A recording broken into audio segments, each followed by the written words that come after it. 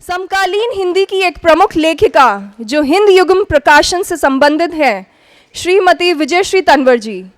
श्रीमती सुषमा गुप्ता हिंदी युगम प्रकाशन से जुड़ी जानी मानी हिंदी लेखिका, जिन्हें साहित्य पुरस्कार से भी सम्मानित किया जा चुका है। और इस सत्र को संचालित करने के लिए हमारे बीच उपस्थित है श्रीमती संगीता मिनराल विज, जो कि एक कवयित्री और लेखिका हैं। वह अपनी सरल भाषा और अपनी पहली काव्य संग्रह जुगलबंदी के लिए जानी जाती हैं। कृपया माननीय मंच पर अपने अपने स्थान ग्रहण करें और इस संवाद को आगे बढ़ाएं। नमस्कार, मैं संगीता मिनराल विज आप सभी का 14th दिल्ली लिटरेचर फेस्टिवल में स्वागत करती हूँ। आज हम यहाँ सब इकट्ठा हुए हैं विनोद कुमार शुक्ल जी को सेलिब्रेट करने के लिए।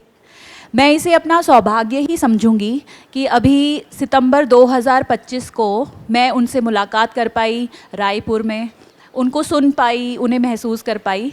और आज देखिए कुछ ही समय बीता है, वो हमारे साथ मौजूद नहीं हैं, लेकिन फिर भी उनकी कविताएं, उनकी रचनाएं, उनकी कहानियां हम सभी के बीच में मौजूद हैं।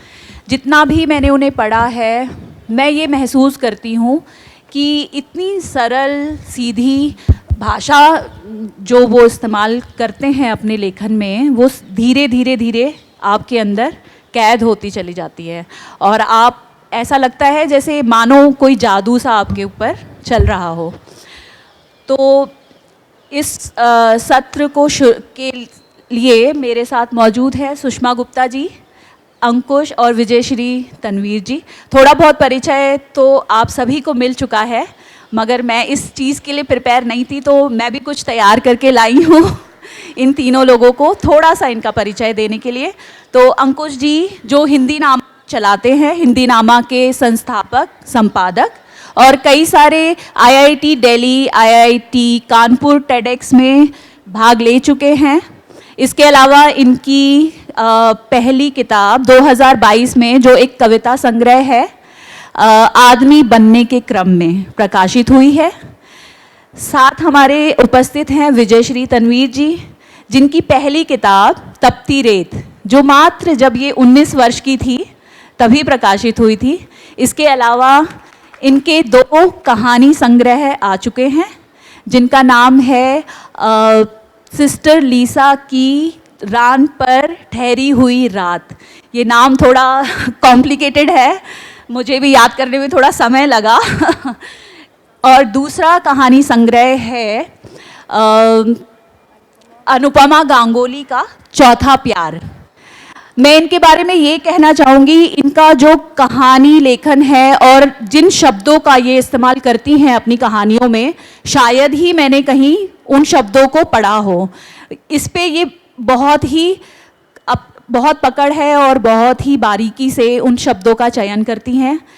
और इनकी एक बहुचर्चित कहानी है गांठ, जिसके लिए इनको बहुत सारे पुरस्कार भी मिले हैं। फिर मैं आती हूँ सुषमा जी पर। सुषमा जी भी एक मशहूर लेखिका हैं, काफ़ी सारे अवार्ड और काफ़ी सारे फंक्शंस में इनका पार्टिसिपेशन रहा है। इनकी पहली किताब एक कविता संग्रह ही था, एक टुकड़ा सुख, इस उम्मीद का एक टुकड़ा, सॉरी माफ़ कीजिए, उम्मीद का एक टुकड़ा। इसके अलावा इनके 2 उपन्यास आ चुके हैं, कितराह और एक हाल ही में प्रकाशित किताब तलब, जो अभी आजकल बहुत चर्चित है जिसको अगर आप चाहें तो अमेज़ॉन पे भी उपलब्ध है और हिंदी युग से प्रकाशित किताब है। इसके अलावा यह भी एक ऐसी शख्सियत हैं जिनको बहुत सारे पुरस्कार और बहुत सारे जगह पार्टिसिपेशन मिला हुआ है। तो चलिए हम अपने सत्र पर वापस लौटते हैं, जो हम समर्पित कर रहे हैं विनोद कुमार शुक्ल जी को। तो विनोद कुमार शुक्ल जी की बात हो रही है और केवल जड़ें हैं इस सत्र का नाम हमने रखा है। तो मैं उनकी लिखी एक कविता से ही इसको शुरुआत करना चाहूँगी। कविता का शीर्षक है, जो उन्होंने 1960 में लिखी थी, और कविता का शीर्षक है लिखने के बाद। लिखने के बाद दवात में स्याही बची रही, लिखने के बाद दवात में स्याही बची रही, इसलिए उठाकर पीनी पड़ी। फिर खाली दवात के नीले गहर में घुसकर मगन हूँ कि बाहर की सारी प्रताड़ना और रोमांस कलम की निब बनकर मुझ में चुभे और मैं कवि कर्म निभा सकूं। धन्यवाद। अब बात विनोद कुमार शुक्ल जी के लिए हो रही है, तो आप में से कई लोगों ने उन्हें पढ़ा भी होगा, सुना भी होगा, और हाल ही में उनकी बहुचर्चित किताब दीवार में एक खिड़की रहती थी बहुत चर्चित हुई। फिर आप लोगों को ये भी ज्ञात होगा जो एक रॉयल्टी का चेक अभी कुछ समय पहले ही उनको प्राप्त हुआ, जो हिंदी, मुझे लगता है हिंदी साहित्य में एक हम चर्चा का विषय है और आगे बना भी रहेगा। तो कुछ प्रश्न मैं तैयार करके लाई हूँ जिस पे हम अपने स्पीकर से सुनना चाहेंगे कि उनके क्या विचार हैं। तो पहला प्रश्न अंकुश मेरा आपसे ही है, क्योंकि आप सोशल मीडिया से ताल्लुक़ रखते हैं, हिंदी नामा एक सफल इंस्टाग्राम हैंडल को चलाते हैं, काफ़ी सारी पोइट्री आप उसमें पढ़ते हैं और काफ़ी सारी गद्य को भी मैंने जहाँ तक उसको देखा है, काफ़ी सारे गद्य भी आपने उसमें मौजूद हैं। तो मेरा प्रश्न इस तरह से है, क्या विनोद जी को आज की जनरेशन के बीच पहचान उनकी कविताओं और कहानियों के अंश का सोशल मीडिया में आने से ज़्यादा हुआ है? मतलब मेरा प्रश्न ये है कि सोशल मीडिया का कितना योगदान है उनकी प्रेजेंस का यंग लोगों के बीच में? धन्यवाद संगीता जी। सबसे पहले मैं अपने पेज के माध्यम से ही बताना चाहूँगा। दरअसल 2016 में जब हमने हिंदी नामा स्टार्ट किया था, इंस्टाग्राम पर आप लोग सर्च कर सकते हैं हिंदी नामा के नाम से, तो हमारे अभी 2.5 लाख से ज़्यादा पाठक हैं वहाँ पर जुड़े हुए हैं। और इस पूरे प्रक्रिया के दौरान हमने ये तय किया कि हम लोग सिर्फ कविताएं पोस्ट करेंगे अपने हैंडल्स पर, क्योंकि बहुत कुछ पोस्ट हो रहा था उस समय, और अभी तो आप रील्स देख ही रहे हैं, बहुत अलग अलग तरह की रील्स आ रही हैं। तो अभी हमारे फेसबुक, इंस्टाग्राम और ट्विटर को मिला के तीनों जगह लगभग 7 से 8 लाख लोग हमसे जुड़े हुए हैं। और उस कविताओं के माध्यम से इतने लोगों को जोड़ पाना मुझे लगता है कि एक बहुत बड़ा अचीवमेंट भी रहा हम लोगों का, और बहुत लोग इसे मानते भी हैं। हमारे बाद बहुत सारे पेजेस ऐसे शुरू हुए। उस समय रेख्ता भी हमारे साथ ही शुरू हुआ था, जश्न रेख्ता जो कराता है आजकल। रेख्ता से जस्ट 1 साल बाद हमने हिंदी नामा स्टार्ट किया था। उस समय हिंदी का कोई पेज नहीं था, सिर्फ एक हुआ करता था, हिंदी कविता। और मैंने वहीं से मुझे लगा कि मेरे अंदर भी एक इच्छा शक्ति जागी कि मैं भी कुछ ऐसा स्टार्ट कर सकता हूँ जिससे हिंदी कविताओं को पहुँचाया जा सके, क्योंकि अंग्रेजी का पाठन बहुत ज़्यादा बढ़ गया था और हिंदी कविताओं की तरफ या हिंदी गद्य की तरफ लोग कम लौट रहे थे या पढ़ना ही नहीं चाहते थे। तो हमने जब हिंदी नामा शुरू किया, हमारे साथ साथ कुछ लोगों ने हमारे बाद 5-6 पेज और बन गए, जिनकी अभी इस तरह की फॉलोइंग है अभी भी।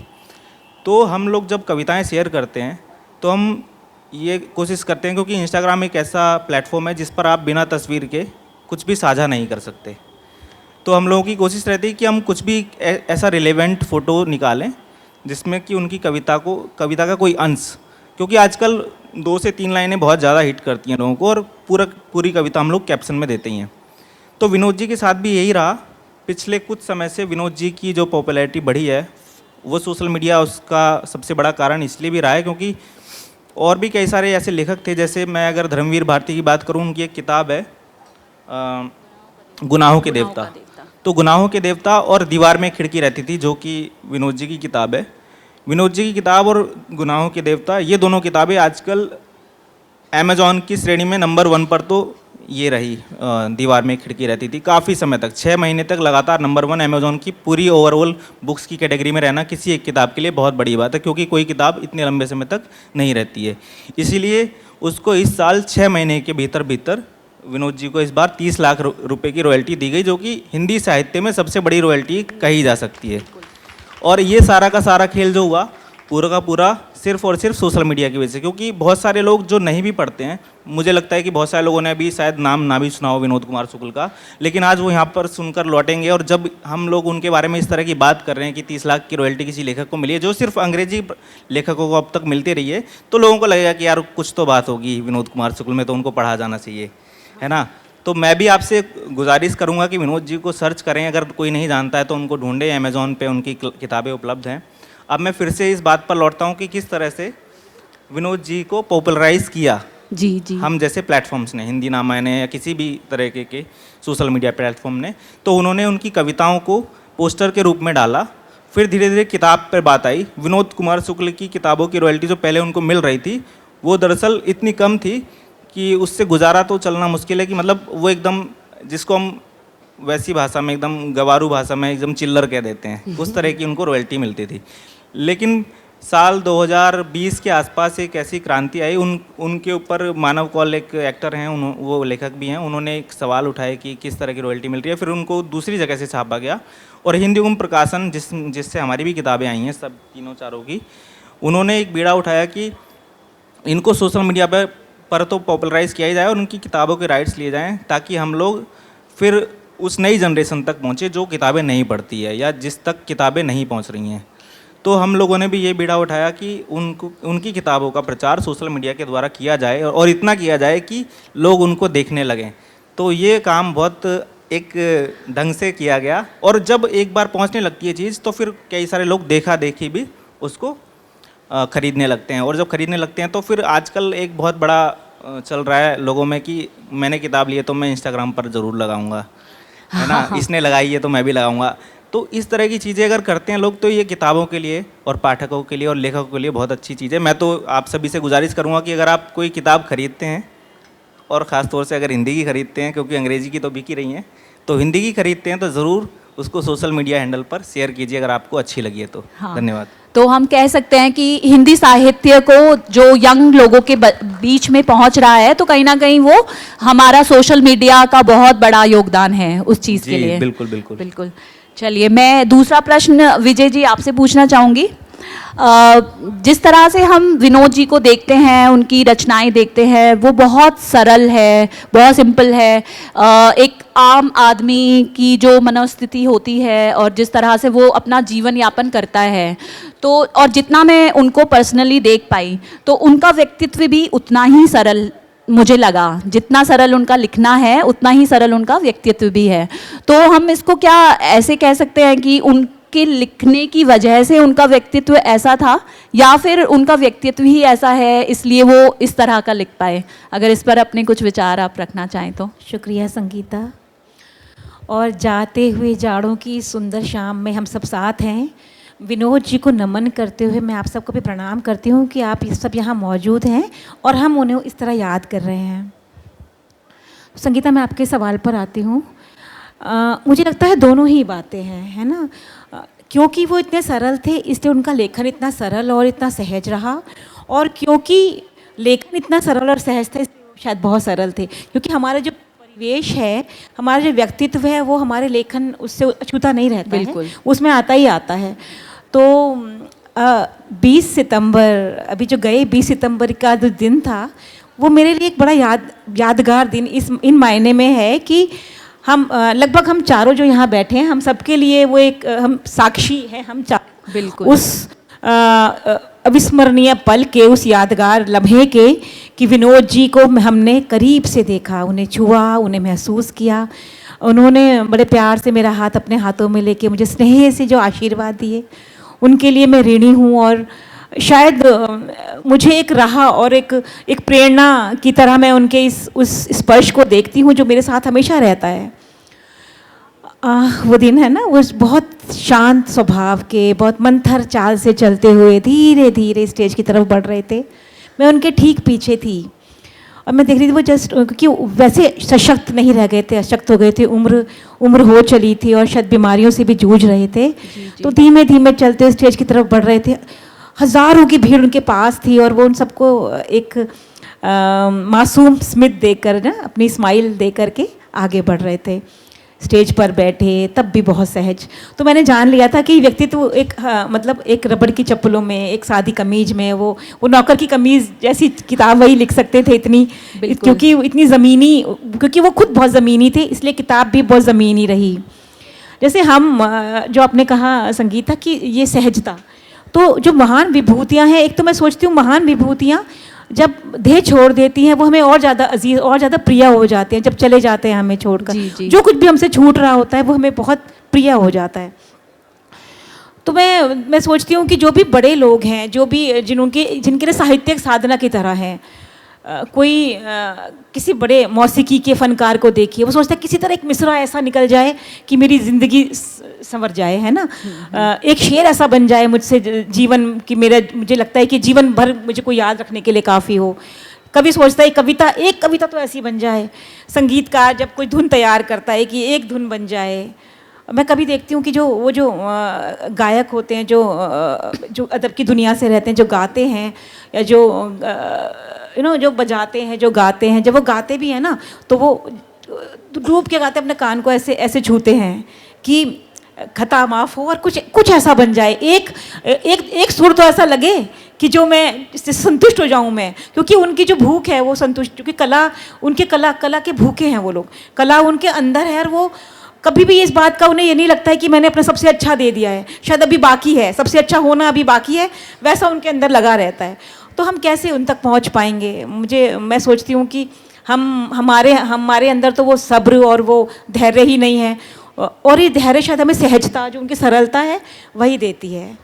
बिल्कुल, मैं सहमत हूँ इस बात से विजय जी, क्योंकि जितना मैं भी समझ पाई उनका व्यक्तित्व इतना सरल है कि शायद हमारे सामने वो जिस तरह आए और जो मैं महसूस कर पाई वो बहुत ही सरल और बहुत ही कोमल था एहसास।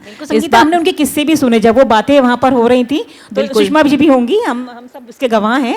तो मैं सुन रही थी, नरेश जी बता रहे थे कि उनकी जो बैठकियाँ होती थी वो चाय के, कभी नुक्कड़ पर, कभी चाय की दुकान पर। हम जहाँ आजकल मेरे बहुत सारे दोस्त हैं जो कहते हैं हम फला कैफे में गए और लिखने का मन बन रहा, तो फला कैफे में बैठ के मैंने ये लिख दिया। और स्टारबक्स की कॉफी मंगाई। है ना। और मैं सोचती हूँ कि वो लोग थे, जब डिस्कशन भी करते थे तो वो चाय की दुकान पर बैठ के अपनी थड़ी पर, और रात बीत जाती थी, सर्दी बीत गई, रात बीत गई, सुबह हुए तो अपने घर की तरफ चलना शुरू करते थे कि आज हमने चर्चा की कि हम क्या करने वाले हैं। तो वो जो सादगी थी वो उनके परिवेश में थी, उनके व्यक्तित्व में थी। यही मैं, क्योंकि चाय की टपरी में अगर हम कभी जाएं तो हम देखेंगे कि वहाँ हर तरह का इंसान आके चाय पीता है, उसके जो रोज़मर्रा की जो मुसीबतें हैं जिनसे वो जूझ रहा है उसका डिस्कशन चल रहा है। तो अगर आप विनोद जी को पढ़ेंगे, उनकी कविताएं पढ़ेंगे, तो ज़रूर वो सब आप महसूस कर पाएंगे, उतनी ही सहजता। तो अगला प्रश्न मैं सुषमा जी आपसे पूछना चाहूँगी। मैंने जितना विनोद जी को पढ़ा, उनकी जितनी कविताएं या कहानियाँ पढ़ी, मुझे वो बहुत ज़्यादा मेल सेंट्रिक लगी और बहुत काम उन्होंने बच्चों के लिए भी किया है। कई सारी कहानियाँ उन्होंने बच्चों के लिए लिखी, बट शायद मेरी नज़र से या तो वो कहानियाँ नहीं निकली जहाँ पे कोई फीमेल कैरेक्टर को उन्होंने गढ़ा हो, या फिर स्त्री को एक ऐसे रूप में प्रदर्शित किया हो अपनी कहानी में। तो अगर आपके पास कोई ऐसा वाकया या ऐसा कुछ आपने पढ़ा हो जो आप हम सबसे साझा करना चाहें। नमस्कार संगीता, अगर हम विनोद कुमार शुक्ल जी की बात करते हैं तो सिंप्लिसिटी सबसे पहले हमारे दिमाग में आता है। वो जिस परिवेश से रहे हैं और जहाँ की बात करते हैं वो बहुत सहजता से अपनी बात कहते हैं, कभी लाउड नहीं होते। इसलिए शायद ऐसा लगता रहा कि उनकी कहानियों में या उनके उपन्यासों में स्त्रीवाद, जिस पे हम आजकल बहुत मुखर भी हैं, उस तरीके से नहीं आया जिस तरीके से आज की दुनिया में वो मुखरता के साथ सामने आ रहा है। पर मैं यह बात बिल्कुल नहीं एग्री करती कि उनकी कहानियों में स्त्री सेंट्रिक बात नहीं थी या स्त्रीवाद पे बात उन्होंने नहीं की है। उन्होंने बहुत कहानियाँ नहीं लिखी, पर उनका एक कहानी संग्रह था महाविद्यालय, मुझे लगता है वो शायद 70s या 80s के आसपास आया है। उसकी एक कहानी मैं याद करती हूँ, आदमी की औरत। पहले तो ऐसी कहानी, जो अभी विजयश्री भी कह रही थी ना कि हमारी ज़िंदगियाँ निकल जाती हैं एक ऐसी कहानी लिखने में या एक ऐसी कविता लिखने में जो इस तरह का बेंचमार्क हो कि 20-20 साल पहले पढ़ी हुई कहानी भी मुझे इस तरह रिकॉल हो रही है आपके उस प्रश्न के बाद। मैं आपको पहले थोड़ा सा कहानी बताती हूँ क्या है, तब आप समझेंगे कि किस तरह से उन्होंने उस स्त्री किरदार को उभारा। यहाँ भी बात स्त्री की नहीं हो रही है, बात मेल ही कर रहा है, पुरुष किरदार ही, 2 पुरुष किरदार हैं जो बात कर रहे हैं। पर आप देखिए क्या कहानी है, आदमी की औरत, एक स्त्री है, उसके हाथ पे गुदा है, कृष्णाबाई उसका नाम गुदा हुआ है। पति मॉडर्न हो चुका है, उसको अपनी पत्नी अब देहाती नज़र आती है। उसको लगता है कि ये नाम मिटा होना चाहिए, इसका जिस तरीके से इस तरह का नाम है ये नाम नहीं होना चाहिए। किसी पार्क में उसका एक दोस्त बनता है जो उस कहानी का नरेटर भी है। वो उसको रोज़ नए नए आइडिया देता है। पहले वो उसको कहता है ऐसा कर कि एक ब्लेड से हाथ काट दे, उसका ब्लेड से खुरच दे। वो उसको ब्लेड खरीदता भी है। मतलब ये एक विडंबना भी है समाज की कि अभी बहुत सारा तबका ऐसा भी है जो इस तरह के अत्याचारों को सह भी रहा है, और कि कहीं पति मुझे छोड़ ना दे, इसलिए वो ये सब कर भी रहा है। तो वो एक ब्लेड लाता है, और पहला जब अक्षर खुरचता है तो उसको बहाने से बिठाता है, कजोल करता है। जब वो खुरचता है तो ऑब्वियसली वो रिएक्ट करती है, खून खून हो जाता है, सब कुछ है, तो वो हट जाता है वहाँ से और वो बात नहीं हो पाती। अगले दिन फिर पार्क में वही डिस्कशन हो रही है कि क्या करना है, कैसे करना है। वो नफ़रत करने लगा है कि मतलब उसको इतनी वो सुअर जैसी दिखने लगना कि ये सब की इतनी देहाती है। फिर उसको वो एक नया आइडिया देता है, ऐसा कर एक तेज़ाब लेके जा और अब ना उसके हाथ पे तेज़ाब डाल दियो और कोशिश करना कि वो तेज़ाब तुझ पे ना गिरे, और वो चीखे के चिल्लाए कि आम बात है, इसकी परवाह नहीं करना, और ऐसे ऐसे करके वो नाम उसका मिट जाएगा। ठीक है, वो अब तेज़ाब, और तू उसको प्यार से पास बैठाना, ये सब करना, वो तेज़ाब की बॉटल के लिए भी तैयार हो जाता है। जो अब आपकी बात है कि स्त्री लेखन कैसे आया है उनके उसमें, अब आप उस स्त्री का देखिए जिसके साथ ये बीत रहा है, वो क्या कर रही है, वो कैसे कर रही है। मैं कहानी पूरी या नहीं सुना पाऊंगी, पर आप कहानी पढ़ेंगे तो जानेंगे कि वो स्त्री इतनी आराम से सब कुछ बदल देती है कि एक बार वो धीरे धीरे सारे बदलाव ले आई है, और कुछ कुछ ऐसा होता चला जाता है कि फिर वो अपनी पत्नी का काढ़ा हुआ तकिए का कवर जिस पे उसने उसका नाम और वो सब लिखा है, वो अपने उस दोस्त को जो उसको नए नए तरीके सिखा रहा है उसको देके जाता है कि देख कितनी सफाई से, कितना सुंदर, कितना मेरा नाम किसने ये किया वो किया। और उसका दोस्त उसको देखता है और कहता है काढ़ा तो बहुत सफाई से है। फिर उसके बाद वहीं कहानी ख़त्म हो जाती है और सिर्फ एक मोनोलॉग चलता है, कायर आदमी है, मैंने इसे कभी तेजाब नहीं ला के दूंगा। मतलब आप देखिए, स्त्री ने पूरा सिनेरियो बदल दिया कि 2 पुरुषों ने इतना उसके लिए वो किया, पर उसने धीरे धीरे वो सारा बदलाव किया। वो एक बेहद खूबसूरत कहानी है। तो हम से स्त्री लेखन में इस तरह की सूक्ष्म संवेदना को उजागर करने के लिए केपेबल हैं, पर अगर कोई पुरुष इस तरह की कहानी लिख पाया और उसमें भी उसने बात 2 लोग लगातार कर रहे हैं पर पूरा जीत कौन रहा है, वो स्त्री जीत रही है। धीरे धीरे वो निकल कैसे रही है उसमें से, वो उसका बहुत क्लासिक एग्जाम्पल है। अपनी बात को पूरा करने से पहले मैं एक और एग्जाम्पल आपको दूंगी कि उनकी एक और कहानी है मछली। एक भाई है छोटा, उसकी मतलब बहन है एक बड़ी, और वही पितृसत्ता जो आप कहेंगे वैसा ही उसका घर है। उस घर में उसके पिता के लिए मछली आती है, नॉनवेज बनता है, पर वो बच्चा क्योंकि उसकी माँ नहीं खाती है और वो अपनी माँ के प्रभाव में है तो बच्चे भी नहीं खाते। तो वो मछली जब पकने के लिए आती है तो उसमें से एक मछली चुरा लेता है। वो सोचता है कि इस मछली को मैं बचा लूँ, कैसे भी करके बचा लूँ, उसको पीछे के तालाब में कहीं ये कर लूँ। और जब वो उसको छुपा रहा है तो घर का बावर्ची देख लेता है, तो बावर्ची उसको धमका रहा है कि तेरे पापा को मतलब बताने करने का, और वो उसको लग रहा है कि मैं कुछ तो करूँ जो ये मछली बच जाए। अब आप मेटाफोर देखिए, यहाँ बात मछली की नहीं है। वो जब मछली की देह हिलती है ना तो उसको अपनी दीदी याद आती है जो उस घर में इतनी दबाई जा रही है, और जो सुबकती है और उसकी देह हिलती है ना दीदी की जो रोने पे, तो वो उसको मछली दिखती है, तो वो इसलिए उस मछली को बचाना चाहता है। तो वो बेसिकली अपनी दीदी को बचाना चाहता है कि जिस पे इतना हुक्म चलता है, जो सब कुछ वो करना चाहती है वो नहीं करने तो वहाँ से ये चीज़ निकल के आती है कि जो मछली के मेटाफोर के साथ वो अपनी दीदी को कि फिर उसके पिताजी पर किसी की मारने की बात कर रहे हैं तो उसको लगता है मेरी दीदी की भी पिटाई होती होगी, तो क्या दीदी को भी ऐसे इसलिए करना पड़ता होगा।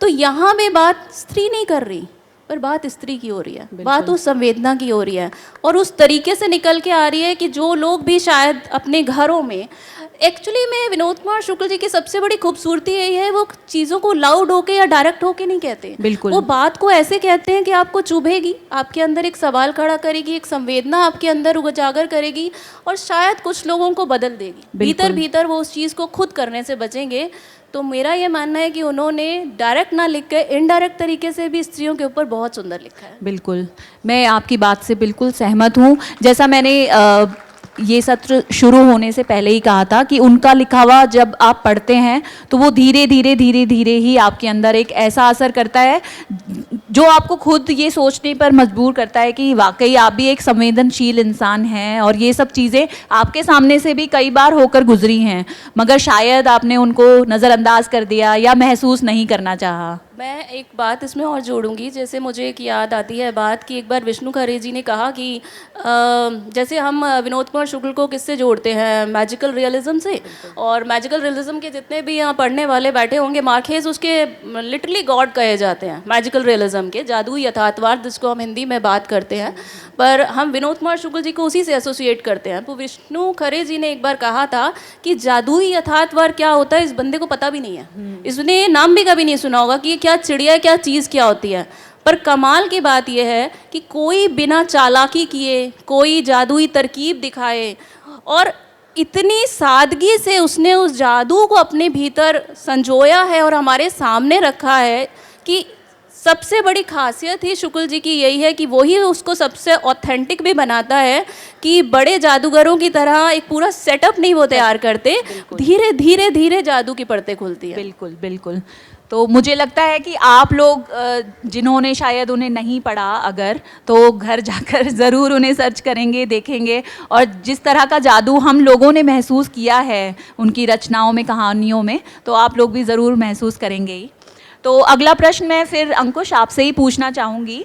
आपने चाहे विनोद जी को चाहे जितना भी पढ़ा हो, उनकी कविताएं, कहानियाँ, उपन्यास, तो आप उनको किस रूप में ज़्यादा पसंद करते हैं और क्यों? मतलब एक उपन्यासकार के रूप में, जैसे नौकर की कमीज़, वो मैंने भी उनका उपन्यास पढ़ा, तो मैं अपना पर्सनल एक्सपीरियंस शेयर करूंगी कि शुरुआत में मतलब उसका अगर फर्स्ट हाफ देखें तो बिल्कुल ऐसा लगता है कि ये क्या है, तितली उड़ रही है और घास पर बहुत सारी तितलियां घूम रही हैं, और उनका लिखा हुआ काफ़ी कुछ प्रकृति से लिया हुआ है, और बट जैसे ही आप सेकंड हाफ में पहुंचते हैं तो फिर वो बिल्कुल चेंज हो जाता है उसका प्रोस्पेक्टिव, और आप वाकई आपको फील होता है कि ये क्या पढ़ चुके हैं। तो मेरे ख्याल से मैं उनको एक कविता, तो खैर जाहिर सी बात है कि एक कवि, बेहतरीन कवि हैं, और उपन्यासकार के तौर पे मैं तो, मेरा पर्सनल जो ओपिनियन है, मैं आपसे जानना चाहूँगी और क्यों।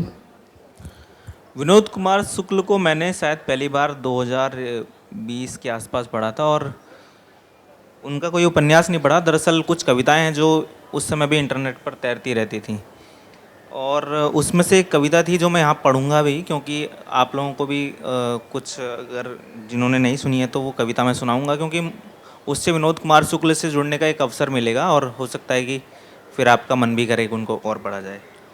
तो वो कविता थी, हताशा से एक व्यक्ति बैठ गया था।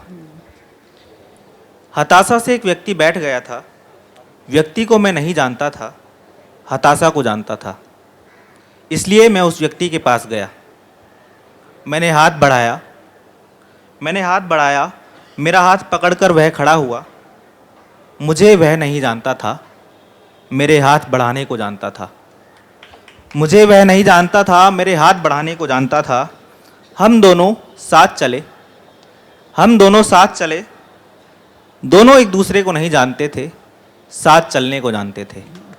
तो ये कविता है, और कविताएं इस तरह का कमाल करती हैं कि लोगों तक पहुंच जाती हैं, अच्छी कविताएं जो होती हैं। तो ये मुझ तक सबसे पहली कविता थी जो शायद उनकी पहुंची थी। और एक कविता और है जो जिसने मुझे ये साहस दिया कि हम लोग दरअसल एक वीडियो कंटेंट बनाते हैं हिंदी नामा के लिए, और उसमें हम लोग क्या करते हैं कि आर्टिस्ट के घर पर जाकर पूरा एक दिन बिताते हैं और उनके एक डॉक्यूमेंटेशन करते हैं कि वो कैसे अपना जीवन व्यतीत करते हैं एक पूरे दिन का। तो उनकी कविता है जो मेरे घर कभी नहीं आएंगे, और हमने इसी नाम से वो श्रृंखला का शीर्षक दिया, जो मेरे घर कभी नहीं आएंगे। इस नाम से हमारा एक डॉक्यूमेंट्री सीरीज़ आता है। तो उस कविता ने भी इस तरह का साहस दिया। अब मैं वो कविता भी आपके लिए पढ़ दे रहा हूँ। जो मेरे घर कभी नहीं आएंगे, मैं उनसे मिलने उनके पास चला जाऊंगा। एक उफनती नदी कभी नहीं आएगी मेरे घर, नदी जैसे लोगों से मिलने नदी किनारे जाऊंगा। कुछ तैरूंगा, कुछ डूब जाऊंगा। पहाड़, टीले, चट्टाने, तालाब असंख्य पेड़ खेत कभी नहीं आएंगे मेरे घर, खेत खलिहानों जैसे लोगों से मिलने गांव गांव जंगल जंगल जाऊंगा। जो लगातार काम से लगे हैं मैं फुर्सत से नहीं, एक ज़रूरी काम की तरह उनसे मिलता रहूँगा। इसे मैं अकेली आखिरी इच्छा की तरह सबसे पहली इच्छा रखना चाहूँगा। धन्यवाद।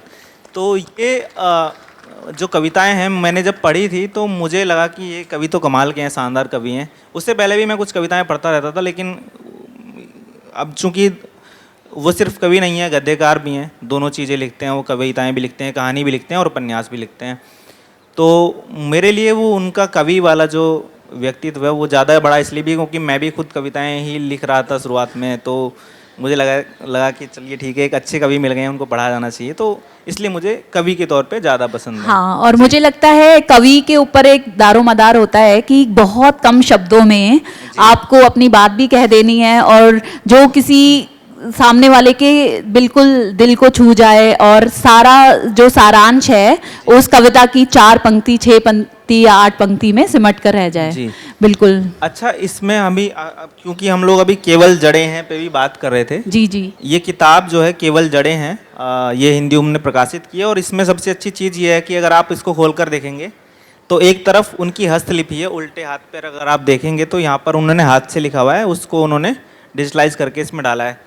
और दूसरी तरफ तो खैर प्रिंटेड फॉर्मेट में है, लेकिन इसमें भी कुछ एक कविताएं हैं जो मुझे बड़ी पसंद हैं। मैं एक छोटी सी कविता आप लोगों के लिए ज़रूर पढ़ना चाहूँगा। इस कविता का शीर्षक है यह कहकर कि परिस्थितियाँ हमें अलग करेंगी, तुम खुद अलग हो गई। यह कहकर कि परिस्थितियाँ हमें अलग करेंगी, तुम खुद अलग हो गई। तुमने तो परिस्थितियों को अलग करने का मौका ही नहीं दिया। तुमने तो परिस्थितियों को अलग करने का मौका ही नहीं दिया। बरस बीत गए कि परिस्थितियां हमें मिला देंगी के रास्ते पर मैं खड़ा रहा। धन्यवाद। वाह। चलिए विजय जी, अब मैं आपसे प्रश्न पूछना चाहूँगी। देखिए, विनोद कुमार शुक्ल जी जिस समय से लिख रहे थे, तो अगर हम हिंदी साहित्य को देखते हैं तो उसमें शब्दों का चयन होता है वो काफ़ी हद तक ऐसा साहित्यिक होता है, या कुछ ऐसे भी शब्द होते हैं जो मेरे ख्याल से आजकल की जो जनरेशन है उनको समझ भी ना आए। मगर जितना मैंने विनोद जी को पढ़ा वो शुरुआत से इतना सरल लिख पाए और इतने सरल शब्दों का चयन उनकी रचनाओं में था, तो क्या मैं उनको उसी समय से ही एक आधुनिक लेखक के तौर पे हम उनको कह सकते हैं? अगर आप इस बात को जस्टिफाई कर सकें अपने विचारों से। जैसे हमारे कार्यक्रम का नाम है केवल जड़ें हैं, तो शुक्ल जी को मैं एक ऐसे छतनार की तरह देखती हूँ जिनकी छाया में हम लोग सीख रहे हैं और इसकी जड़ें इतनी गहरी हैं कि वो शायद सालों साल युग युगों तक वो जो छतनार खड़ा है उसकी छाया में लोग आते जाएंगे, पर उसकी छाया फिर भी कम नहीं होगी। तो मैं समझती हूँ जो लिखना है, भारी भरकम शब्दों का इस्तेमाल करना या एक असाधारण वाक्य बना देना, ये बहुत बड़ी खूबी नहीं है। तो साधारण से असाधारण की यात्रा विनोद जी ने की और उस यात्रा के हम सब साक्षी, हमने उन्हें पढ़ा है। मैं इस तरह बताती हूँ, जैसे उनकी नौकर की कमीज़ किताब के माध्यम से मैं बोलूँगी। एक छोटी सी कहानी है जो उन्होंने प्रतीक के माध्यम से कही। यहाँ जो कमीज़ है वो एक प्रतीक है परतंत्रता का और घुटन का। एक नायक है संतू जिसको कमीज़ उसका मालिक कहता है कि ये कमीज़ तुम पहन लो। मालिक है, कैसे मना करे कि नहीं पहन सकता, अनफिट होती है, कमीज़ आती नहीं है, बदन को जचती नहीं है, लेकिन फिर भी उसको पहन लेता है कि मना कैसे करे। तो कमीज़ एक परतंत्रता का एक प्रतीक है कि साहबी की गुलामियत है ना। आपके पास साहब है और उसकी गुलामी आपको करनी है, उसकी उल्टी सीधी सच्ची गलत ठीक हर हरकत को आप हाँ कहेंगे ना, मना नहीं करेंगे। तो उन्होंने जब भी बात कही अपने प्रतीकों के माध्यम से, दूसरी जो उनका जो उपन्यास रहा वो दीवार में खिड़की रहती थी। इसमें खिड़की इतना एक साधारण सी चीज़ है खिड़की, जो कि उस पूरी किताब में भौतिक रूप से कहीं मौजूद नहीं है। वो खिड़की सिर्फ एक कल्पना है और वो खिड़की प्रतीक है उम्मीद की और मुक्ति की, उम्मीद की प्रतीक है।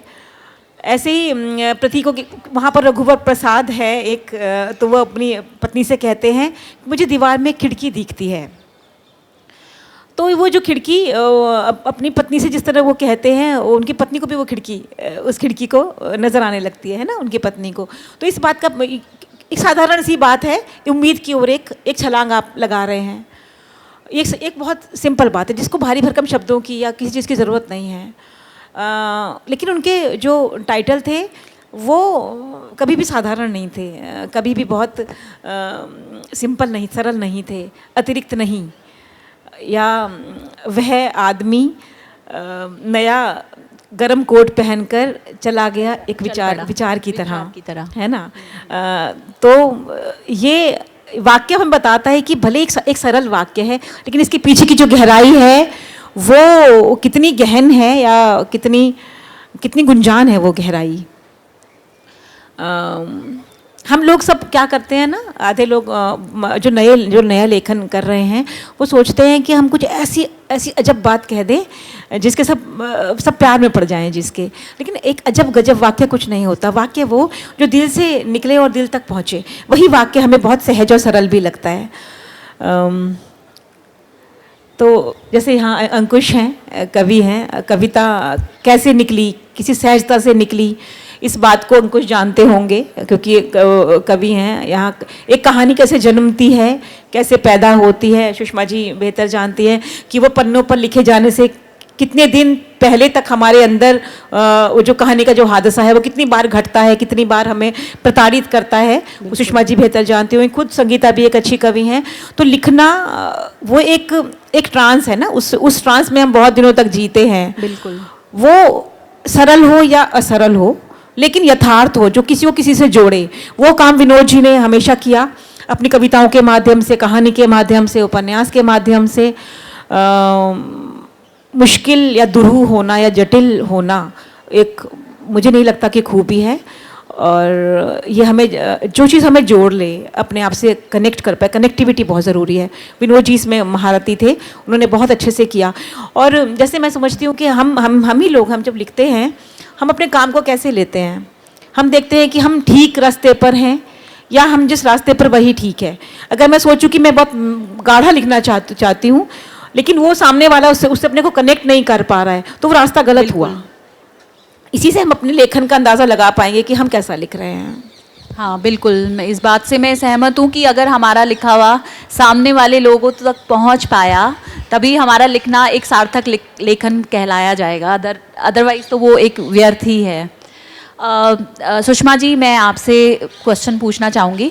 जैसे विनोद शुक्ल जी काफ़ी समय तक आदिवासी के बीच में रहे, आदिवासियों के साथ उन्होंने काफ़ी समय बिताया, और जिसका जिक्र उनकी काफ़ी कहानियों में भी मिलता है, कविताओं में भी दिखता है, और प्रकृति के काफ़ी वो करीब थे, क्योंकि उनकी हर कविता में, हर कहानियों में आपको प्रकृति ज़रूर देखने को मिलेंगी।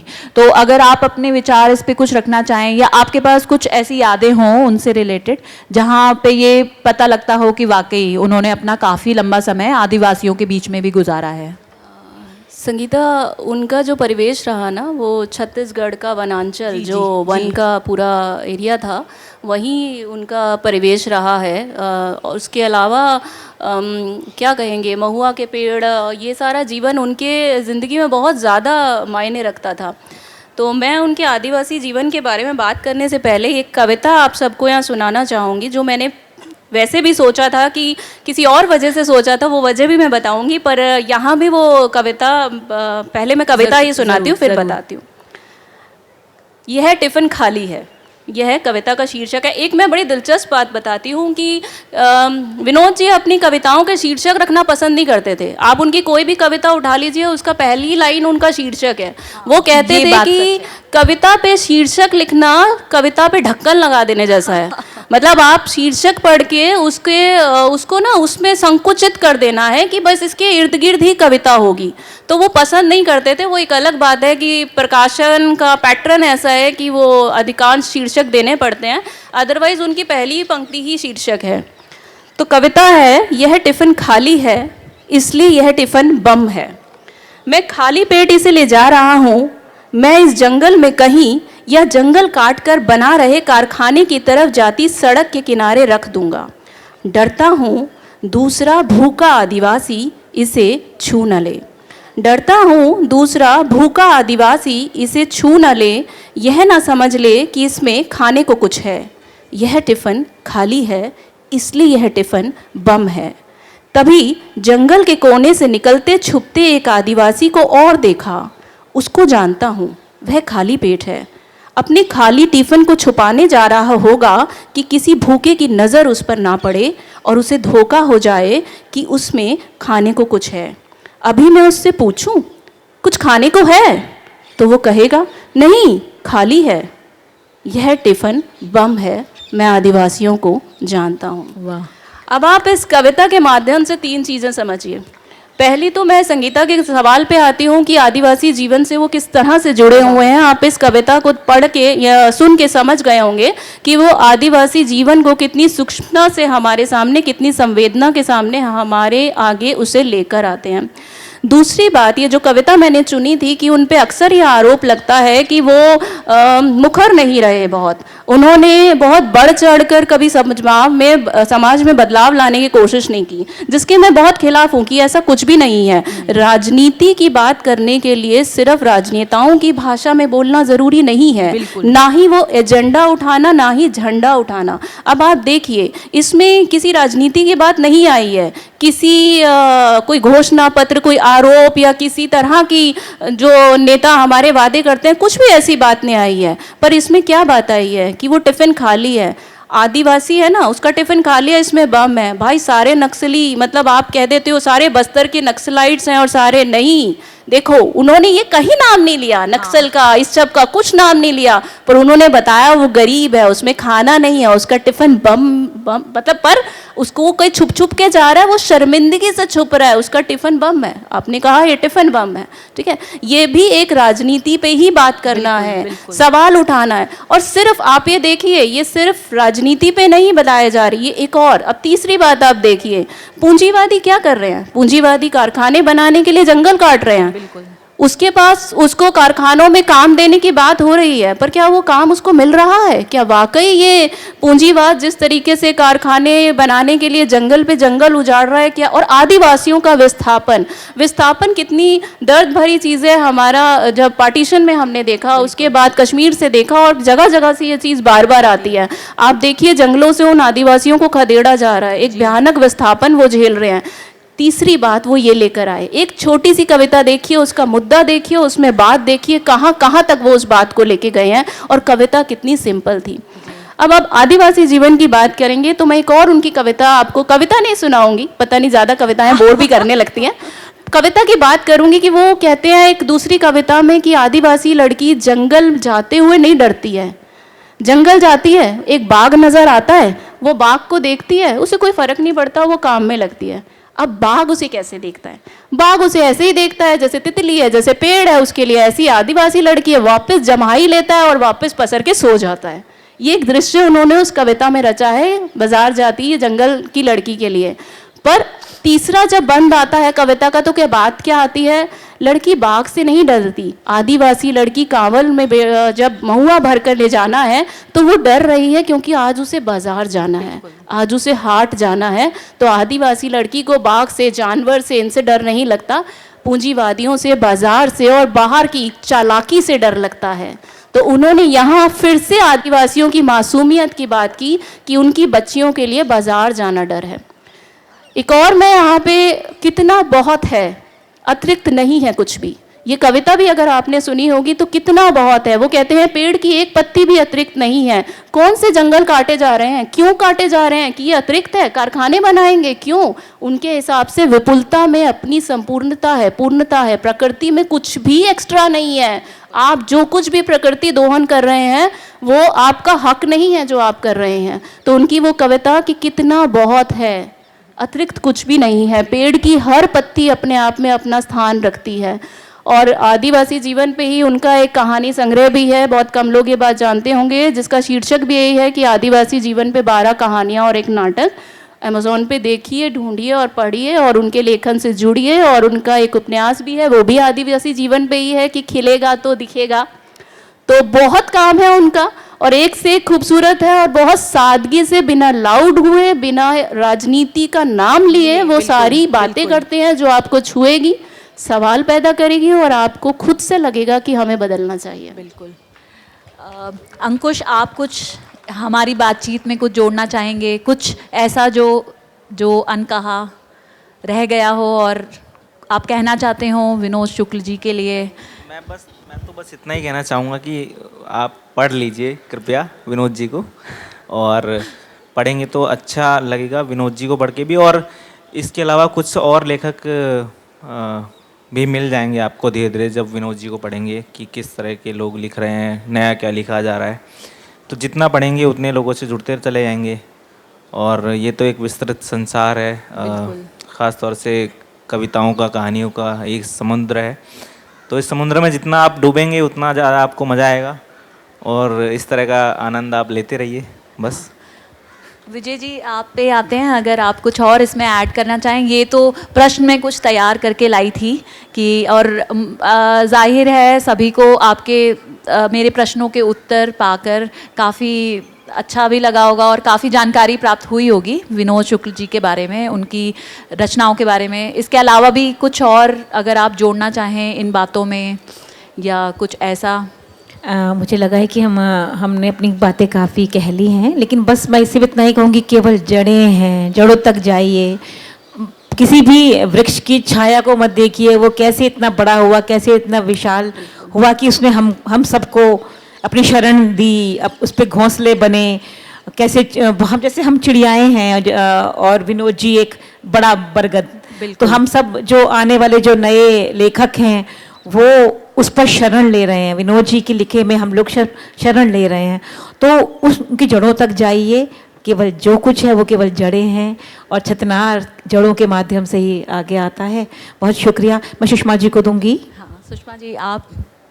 मुझे तो लगता है मैं पहले ही बहुत सारा बोल चुकी हूँ, पर उसके बाद हम अगर और हम सुनना चाहेंगे। आप लोग शुक्ल अगर जी के लिए कुछ बोलना है तो मुझे एक बात यहाँ ज़रूर कहना चाहूँगी कि उनको पढ़ने के लिए भी ऐसा नहीं है कि तैयारी नहीं लगती, एक छोटी सी तैयारी लगती है। अगर उनकी कोई किताब खरीदें, पढ़ें तो एक बात याद रखिएगा कि वो भाषा के ईश्वर कहलाते रहे हैं।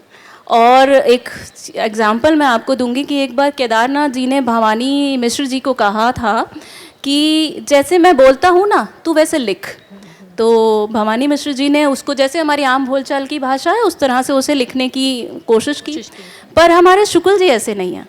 जैसे आप बोलते हैं ना वो वैसे नहीं लिखते, वो लिखते हैं जैसे वो सोचते हैं। और वो सोचते कैसे हैं कि वो दृश्य में सोचते हैं। आप जाते हुए को देखेंगे कि भाई एक इंसान जा रहा है, वो ऐसे नहीं देखेंगे, वो देखेंगे कि कोई जा रहा है, उसने क्या पहना है, उसके कंधे झुके हुए हैं, उसकी कमीज़ फटी हुई है, उसकी चप्पल घिसट रही है, वो बिंब में बात करेंगे। जैसे अभी विजय श्री ने भी कहा था कि वो खिड़की की बात, एक सुंदर सी बात देखिए कि मैं आपको बताती हूँ कि आकाश से चांदनी को बेदखल कर दिया गया है। ये एक बिंब है, कितना सुंदर बिंब है कि भाई आदिवासी निकाले जा रहे हैं जंगल से, वो आकाश से आप चांद की चांदनी निकाल दो, क्या ही रात की शोभा बचती है। तो यही उनका खूबसूरती है कि वो सादगी से कहते हैं, सुंदरता से कहते हैं और अपनी भाषा खुद रचते हैं। एक बेहद खूबसूरत बात आखिरी में मैं बोलूँगी कि अभी जब हम 20 सितंबर को उनके पास थे वहाँ पे, जब उनका वो वक्तव्य, शायद इतने बड़े मंच से वो आखिरी वक्तव्य था जो उन्होंने दिया और वो पूरा काँप भी रहे थे उसको देते हुए, और फिर भी उन्होंने बड़ी सुंदर बात की। जैसे उनका अभी संग्रह आया था जो उसका विमोचन वहाँ पे था, कहानियों का कहानियाना। अब हमने कभी ये शब्द ही नहीं सुना कहानियाना, तो उनसे ये सवाल पूछा गया कि आप ये शब्द कहाँ से लाए। और ये मैं एक एग्जाम्पल दे रही हूँ, ऐसे सैकड़ों शब्द उनके ईजाद किए हुए हैं, क्योंकि हम जिस बनाई हुई डिक्शनरी के ढांचे में घूमते हैं ना वो उससे आज़ाद हैं। उन्होंने बड़ी सुंदर बात कही कि मैं जो सोचता हूँ अगर मुझे उसका कोई शब्द नहीं मिलता तो मैं अपना शब्द बना लेता हूँ। बेहतरीन। तो वो बच्चे हैं, वो उस बच्चे के भाव हैं। जैसे माँ को उसके बोले बिना भी समझ आ जाता है कि इसे खाना चाहिए, ऐसे विनोद कुमार शुक्ल को पढ़ने के लिए भाव से समझना पड़ता है कि उन्होंने क्या कहा, क्योंकि भाषा के शब्द तो उनके अपने ईजाद किए होते हैं। बहुत बढ़िया, बहुत बढ़िया। जैसे उन्होंने उस वक्तव्य में कहा भी था, छोटी सी अपनी कविता की 4 लाइन सुनाई थी कि एक अकेला कितना भी धीमे दौड़े वो पहला होगा। ये बात मुझे इतनी कितनी सुंदर उन्होंने छोटी सी 3 लाइनों में अपनी बात कह दी, एक अकेला कितना भी धीमे दौड़े वो पहला होगा। तो विनोद जी को जानने के लिए, समझने के लिए इतनी छोटी सी एक सभा काफ़ी नहीं है। उनको जानने के लिए पढ़िए, और मुझे लगता है उन्हें पढ़ा जाना ही एक श्रद्धांजलि है, और जो हम सबको उनके लिए ये ज़रूर करना चाहिए। बहुत धन्यवाद, बहुत धन्यवाद आप सभी का। मेरे ख्याल से हम लोग शायद अपना समय पूरा कर चुके हैं, तो बस एक कविता से इस सेशन को मैं ख़त्म करना चाहूँगी। कविता का शीर्षक है मेरी फटी पुरानी। जैसा सुषमा जी ने कहा कि उनकी कविताओं का कोई शीर्षक नहीं होता था, कविता की पहली ही पंक्ति उनकी कविता का शीर्षक होता था। तो ये भी कुछ ऐसा ही है। मेरी फटी पुरानी मच्छरदानी के अंदर एक मच्छर घुस आया है, चुपचाप है, शायद गूंगा है। मैंने फटी जगहों में गांठ बांध दिए हैं कि वह मच्छर भागने ना पाए। तो मैं इसे अभी नहीं मारूंगा, यह तो सुबह उठकर देखूंगा कि मेरे खून में कितनी ताकत है। इस काले अंधेरे में डर गया हूँ कि वह मच्छर ही है या और भी कुछ है, लेकिन सुबह उठूंगा कैसे? मेरे पास कोई बांग देने वाला नहीं, कोई मुर्गा पालतू भी नहीं, और यह गूंगा मच्छर भी तो मेरा खून चूस लेगा। इसलिए सोचा कि वह मच्छर अभी मसल दूं। अंधेरा इतना बढ़ गया है कि मच्छर देख नहीं पाता, लेकिन अपने चारों ओर के अंधेरे में महसूस करता हूँ कि वह गूंगा मच्छर मेरा खून चूसकर बढ़ रहा है, बढ़कर एक बड़ा काला मुर्गा हो गया है। मेरा खून चूसकर मेरा पालतू मुर्गा, पर हाय वह भी गूंगा, अब बांग कैसे देगा? अब तो सोच सोच कर पछता रहा हूँ कि मेरे खून में इतनी ताकत होती, जिसे चूस कर वह गूंगा मच्छर एक पालतू मुर्गी होता। कितना अच्छा होता कि मुर्गी बांग भी देती और अंडे भी देती, कुछ खाता कुछ बेचकर मच्छरदानी ही सिलवा लेता। किंतु चिंता आजकल इतनी उपजाऊ कहाँ होती है। तो कुछ इस तरह के थे हमारे विनोद कुमार शुक्ल जी। मुझे यकीन है कि यहाँ से लौटने के बाद आप ज़रूर उनकी किताबें खरीदेंगे, पढ़ेंगे और उनको सेलिब्रेट करेंगे हमेशा के लिए। बहुत धन्यवाद। शुक्रिया, शुक्रिया। मुझे लगता है कुछ लिखा हुआ तब समझ आता है जब हम उसे समझने की जल्दी नहीं करते। इस संवेदनशील और विचारपूर्ण संवाद के लिए हम अपने सभी वक्ताओं का हार्दिक आभार व्यक्त करते हैं। To thank our speakers and moderator for sharing their time and insights, we present a token of appreciation. May I now invite Ms. Bharti Bhargava to please come forward and do the honors to present the award to Srimati Vijayashree Tanwar. I invite Ms. Meenu Agarwal to present the award to Srimati Sushma Gupta. I invite Mr. Amit Sharma to present the award to Shri Ankush Kumar ji.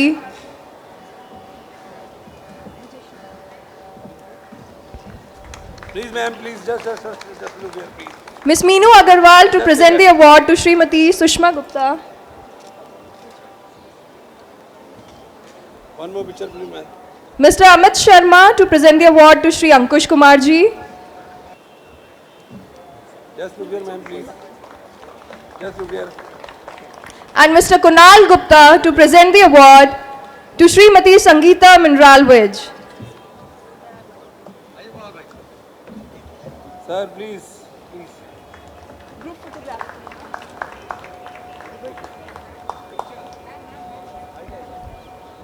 Mr. Kunal Gupta to present the award, to present the token of appreciation to Srimati Sangeeta Minral Vij. Sir.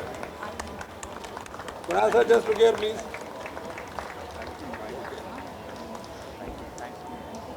I request everybody to have a group photograph, please.